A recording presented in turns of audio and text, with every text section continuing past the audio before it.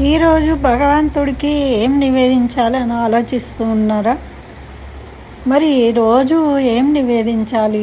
అసలు ఎలాంటి పదార్థాలను నివేదిస్తే ఆ భగవంతుడు తొందరగా అనుగ్రహిస్తాడు మనకు? అసలు రోజు మనము భగవంతుడికి నివేదన చేయాలా వద్దా? ఇట్లాంటి ఎన్నో అనుమానాలు ఉంటాయండి మనకు.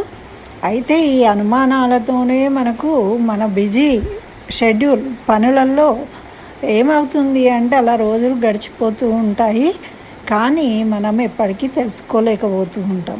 అందుకోసమే ఈ వీడియోలో చక్కగా తెలుసుకుందాం ఈరోజు. మరి మహిళా లోకానికి స్వాగతం. అందరికీ నమస్కారం అండి. మనం ఈరోజు భగవంతుడికి ఇష్టమైన నైవేద్యాలు ఏమిటి, భగవంతుడికి ఎలా నివేదించాలి, ఎలాంటి పదార్థాలు నివేదించాలి అనేది చక్కగా తెలుసుకుందాం. అయితే ముందు భగవంతుడికి నివేదించడం అవసరమా అనేది తెలుసుకుందాం. రోజు నివేదించాలా? అసలు మనం చేసే పూజ ఏంటి? భగవంతుడికి మనం ఏమేం చేస్తామో అవే చేస్తూ ఉంటాం. అభిషేకం అంటే ఏంటండి? ముందు మనం శుభ్రంగా మొహం కడుక్కొని స్నానం చేసి శుభ్రమైన బట్టలు వేసుకొని అప్పుడు భగవంతుడికి కూడా అవే పనులు చేస్తాం మనం. కాకపోతే మంత్రోచితంగా చేస్తాం. అదే మనం ఏం చేస్తూ ఉంటామో. మనము రోజు తింటాం కదండి, అదే మనం భగవంతుడు కూడా మన ఇంట్లో ఒక అందుకే నవవిధ భక్తులలో మనం ఒక బంధాన్ని ఏర్పరచుకోవాలి అంటారు. అన్నగా, తమ్ముడిగా, తండ్రిగా, తల్లిగా భగవంతుడికి మనకు ఒక సంబంధం ఏర్పరచుకోవాలి అంటారు. అట్లా ఆ భావనతోని, ఆ ప్రేమతోని మనము ఎప్పుడైతే ప్రేమ ఎప్పుడొస్తుంది? భక్తి మీరినప్పుడు, ఇష్టం అనేది పెరిగినప్పుడు అది ప్రేమగా మారుతుంది. ఇష్టం వేరు, మరి భక్తి వేరు, ప్రేమ వేరు. అంటే ఇష్టముతోని విపరీతమైన ఇష్టం కలిగినప్పుడు దాన్ని భక్తి అంటారు. భక్తి ఇంకా మితిమీరిపోతే ప్రేమగా మారిపోతుంది. అంటే విడిచి ఉండలేని విధమైన భావన కలుగుతుందన్నమాట. మరి అటువంటి భగవంతుడికి పెట్టకుండా మనం ఎలా తింటామండి చెప్పండి? మన ఇంట్లో పిల్లలకు పెట్టకుండా మనం తింటామా? మా భర్తకి పెట్టకుండా తింటామా? తల్లిదండ్రులకు పెట్టకుండా తింటామా? అలాగే భగవంతుడికి కూడా మనము నివేదించాలి. మనం తినే ఏ పదార్థం అయితే మనం తిందాం అనుకుంటున్నామో దాన్ని భగవంతుడికి ముందు భగవద్ అర్పణ చేసి మనం తినాలి అని మనకు శాస్త్రాలు తెలియజేస్తున్నాయి, మన ధర్మం తెలియజేస్తుంది. ఏదైనా భగవత్ ప్రసాదంగా స్వీకరించండి. అయితే ఇక్కడ వచ్చిన చిక్కేంటి అంటే మనము స్నానం చేయకుండా వండుకుంటాము, పిల్లలు స్కూళ్ళకు వెళ్ళిపోతారు, పూజలు చేసి నివేదించే అంత సమయం ఉండదు. ఆ పొద్దున పూట వాళ్ళకేవో వంటలు చేసి పంపించేసేయాలి. మళ్ళీ లంచ్ చేసే వరకు అంటే ఇంకా టైం ఉంటుంది. ఆ మధ్యలో మనం పూజ చేసుకుంటాము, అప్పుడు వంట చేయడానికి వీలు కాదు. మరి నివేదన ఏం చేయాలి? అది భగవంతుడు ఎప్పుడు నాకు ఆకలి అవుతుంది పెట్టమ్మా అని మనల్ని అడిగారు. మనము భక్తి శ్రద్ధతోని భగవంతుడికి నివేదిస్తాము. అయితే మరి ఏం చేస్తామండి అంటే మన భక్తి, మన ఇష్టము ఏది ఉంటే అది. మరి ఎలాంటి పదార్థాలు చేయాలి అంటే ఏవైనా కానీ గుర్తుపెట్టుకొని, వండిన పదార్థాలు బయట నుంచి తెచ్చినవి ఎప్పుడు కూడా నివేదించకూడదు.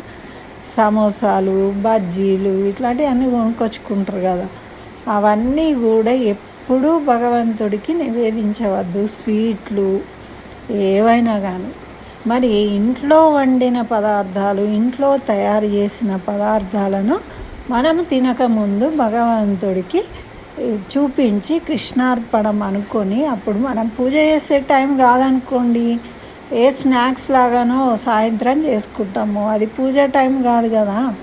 మరి కాబట్టి ఎప్పుడు ఏ టైంలో అయినా సరే మనము ఏదైనా ఒక వస్తువు తయారు చేసుకొని దాన్ని మనం తినే ముందు భగవంతుడికి ఒకసారి అలా తలుచుకుని నమస్కరించుకొని కృష్ణార్పణం అనుకుని అప్పుడు దాన్ని స్వీకరించినట్టయితే ఆ ప్రసాదం అనేది మనకు మంచి చేస్తుంది, హితవు చేస్తుంది అని మనకు పెద్దలు చెప్పింది. అయితే ఇది ఒక పద్ధతి. మరి వండిన పదార్థాలను ఎప్పుడు కూడా బయట నుంచి తెచ్చినవి పెట్టకూడదు. స్వీట్లు కదండి, చాలా కాస్ట్లీ. 400 పెట్టి తెచ్చినాం, 400 కాదు, మీరు 1000 రూపాయలు పెట్టి తెచ్చినా కూడా అవి ఎప్పుడో చేసినవి ఉంటాయి, అవి ఎంతోమంది చేతులు పెట్టి తీసుకున్నవి ఉంటాయి, ఎంతోమంది తిన్నవి ఉంటాయి మరి కదండి. అలాంటప్పుడు దాన్ని మనము ఇంకా ఈ రోజుల్లో అయితే అసలు చెప్పనే అవసరం లేదు, ఇటువంటి వాటిల్లో ఎన్నో మోసాలు. కాబట్టి అటువంటి పదార్థాలు ఎప్పుడూ భగవంతునికి అర్పించకూడదు. పండ్లు అర్పించవచ్చు.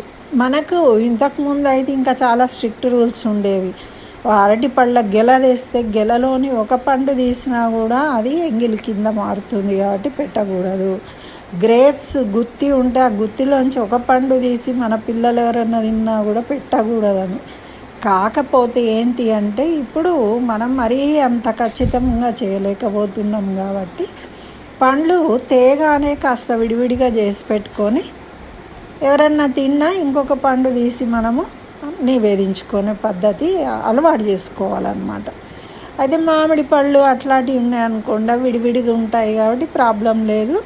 ఒక పండు ఎవరన్నా తిన్నా పిల్లలు తెలియక తెచ్చినప్పుడు మనం ఒక పండు నివేదించుకోవచ్చు.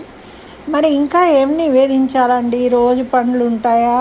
మరి రోజు మనము అన్నము, స్వీటు, పులిహోర అన్నీ నివేదించాలని మనకు ఉంటుంది కానీ మనకు టైం ఉండదు కదా. మరి మాకు అవకాశం ఉన్నప్పుడు చక్కగా అన్నము, పప్పు, కర్రీ ఏవేవి చేస్తారో అవన్నీ కూడా మీరు అవకాశం ఉన్నప్పుడు నివేదించే ప్రయత్నం చేయాలి.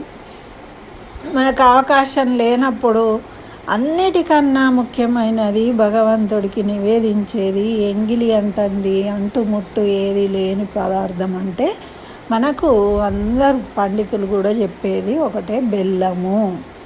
బెల్లాన్ని తెచ్చుకొని మరి ఏం చేయాలండి దీన్ని అంటే ఆ బెల్లం తీసుకొచ్చుకొని మంచిగా స్నానం చేసిన తర్వాత దాన్ని చిన్న చిన్న ముక్కలుగా చేసి ఒక డబ్బాలో వేసి పెట్టుకొని రోజు ఒక ముక్క మనం నివేదించాలి.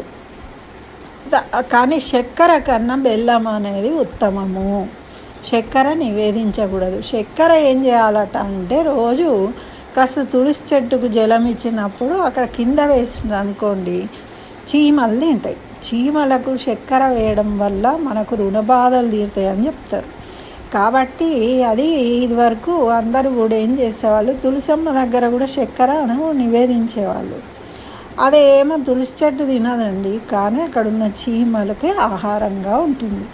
దానివల్ల అది మనకు శుభం జరుగుతుంది అని, అంటే ఒక జీవికి ఆహారాన్ని అందించిన వాళ్ళం అవుతాం కదా, అది ఒకటి. అయితే మరి బెల్లం నివేదిస్తాము, కానీ ఆ బెల్లాన్ని మనం తప్పకుండా ప్రసాదంగా స్వీకరించాలి. ఏది భగవంతుడికి నివేదించినా దాన్ని తప్పకుండా మనం ప్రసాదంగా స్వీకరించే తీరాలి, లేకపోతే అప్పుడు ప్రయోజనం ఉండదు కదండి. కొంతమంది ఏం చేస్తారు, కొబ్బరికాయ కొడతారు, కొబ్బరి నీళ్ళు తీర్థం పెడితే మేము తాగమండి అంటారు. భగవంతుడి ప్రసాదంగా తీసుకోవాలన్నప్పుడు తాగమండి అంటే భగవంతుడి అనుగ్రహాన్ని మనము తిరస్కరించినట్టు. మనం పూజ ఎందుకు చేసాము? అనుగ్రహం కోసం కదా. కాబట్టి ఎప్పుడైనా కూడా ఆ బెల్లాన్ని టీలోనో దేంట్లోనో వేసుకొని ఉపయోగించుకోవాలి. ఎవరికన్నా లేకుంటే పిల్లలు కనిపిస్తే పిల్లలు తినేవాళ్ళు ఉంటే వాళ్ళకన్నీ ఇవ్వాలి. పారేసే వాళ్ళకి ఇవ్వకండి దయచేసి. ఎప్పుడు కూడా ప్రసాదాన్ని నేలపాలు చేయకూడదు. అట్లా దాన్ని వినియోగించుకోవాలి. ఆ బెల్లం ఎవ్వరు తినరండి అంటే మరి మీరెవ్వరు తినని పదార్థాన్ని భగవంతుడికి నివేదించడం ఎందుకు? భగవత్ ప్రసాదాన్ని మనము ప్రసాదంగా స్వీకరించి మనము ఆ అనుగ్రహాన్ని పొందాలి. కానీ మరి మీరెవ్వరూ తినము అనుకున్నప్పుడు మరి ఆ ప్రసాదాన్ని ఎక్కడనో పారేసేటప్పుడు ఎట్లా? పారేయకూడదు. అయితే ఎవరికైనా మనకు తెలిసిన వాళ్ళకు మంచిగా తినే వాళ్ళకే ఇవ్వాలి. అది ఆ పని చేయాలి. అయితే ఇట్లా లేదండి బెల్లము కాకుంటే మనకు మిశ్రీ అని దొరుకుతుంది, కడిచెక్కర అంటాము. అయితే అది పెద్ద పెద్ద గడ్డలు ఉంటుంది. అది కాకుండా చిన్న చిన్న పలుకుల్లాగా కూడా దొరుకుతుంది కదండి. అది తెచ్చుకున్నారనుకోండి, రోజు కాసిని పలుకులు మనం ఆరగింపు చేయవచ్చు. దాంతోపాటు డ్రై ఫ్రూట్స్ ఉంటే కూడా ఆరగింపు చేయవచ్చు. చక్కగా వాటిని పిల్లలకు కూడా తినిపించవచ్చు. ప్రసాదంగా స్వీకరించుతాయి, బాగుంటుంది. అవి బలము, మళ్ళీ అది ఉపయోగం కూడా, 2 రకాలుగా. కాబట్టి మనం ఏదైనా భగవద్ అర్పణ చేసిన తర్వాత స్వీకరించడం అనేది ముఖ్యం. అంతే. భగవంతుడు ఎప్పుడు నాకు అది కావాలి ఇది కావాలి అని కోరుకోడు. పూలు ఉన్నాయండి, పూలు, పత్రం, పుష్పం, ఫలం, తోయం, ఏది ఉంటే దాన్నే కనీసం కొన్ని నీళ్ళు, జలం ఇవ్వండి, కానీ భక్తితో ఇవ్వండి అని చెప్పాడు భగవంతుడు. కాబట్టి మనము కొంతమంది అండి, మేము భగవంతుడికి పెట్టండి ఏది తినమండి అంటారు. బయట నుండి సమోసాలు ఇస్తారు, కృష్ణార్పణం అంటారు, తింటారు. అది ఎంత పాపం అండి. బయట ఎక్కడో చేసిన తీసుకొచ్చి భగవంతుడికి నివేదించడం అనేది తగినది కాదు. ఎందుకు అంటే ఆ ఆలుగడ్డ కర్రీ చేస్తాడు, అది ఎప్పుడో చేసి పెడతాడు. ఎంతోమంది చేసి ఇస్తుంటే తింటూ ఉంటారు. అందరూ తిన్నదాన్ని, ఎంగిల్దాన్ని తీసుకొచ్చి మనము భగవంతుడికి అర్పించడం ఎంత తప్పండి అది. కాబట్టి బయట వండిన పదార్థాలను ఎప్పుడూ కూడా భగవంతుడికి నివేదించకూడదు.